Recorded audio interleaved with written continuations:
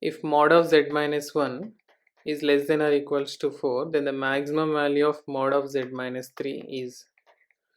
So we can write mod of z minus 3 is equal to mod of z minus 1 minus 2.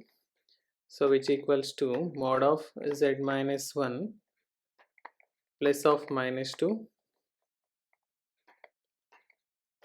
And since we know that mod of z1 plus z2 is less than or equals to mod z1 plus mod z2, so we can write this is less than or equals to mod of z minus 1 plus mod of minus 2. So mod of z minus 1 is less than or equals to 4, so we can write this is less than or equals to 4 plus mod of minus 2 can be taken plus 2, so which equals to 6. Therefore we can write mod of z minus 3 is less than or equals to 6, which implies that maximum value of mod of z minus 3